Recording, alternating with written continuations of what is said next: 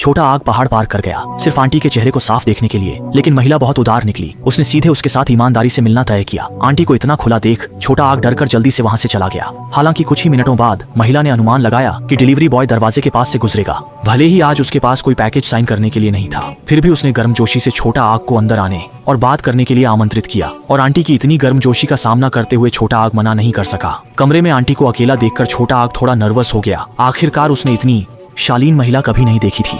Aunty ने छोटा आग के मन को पढ़ लिया और धीरे धीरे उसके चारों ओर घूमने लगी। उसकी खुशबू हवा में फैल गई। इतनी नजदीकी में छोटा आग ने इस अजीब स्थिति को तोड़ने की कोशिश की, लेकिन शब्द उसके होंठों पर अटक गए। इस समय महिला ने उसका हाथ पकड़ लिया। बिजली की तरह का एहसास उसके पूरे शरीर में फैल गया। वह तुरंत इस दिल को छूने वाली जगह से भाग गया। घर लौटने के बाद छोटा आग आंटी को भूल नहीं सका, इसलिए वह चुपके से महिला के घर गया, लेकिन पाया कि कमरा खाली था। निराशा में उसने मेज के नीचे फेंका हुआ तौलिया देखा। समुद्र तट की यादें लहरों की तरह उमड़ पड़ी। आखिरकार अपनी खोज के बाद उसने फिर से उस महिला को देखा।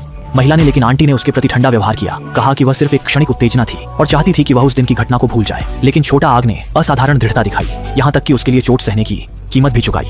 छोटा आग की सच्ची नजरों को देखकर महिला ने आखिरकार दया की और उसे घर ले गई और बहुत ध्यान से छोटा आग के घावों की पट्टी की।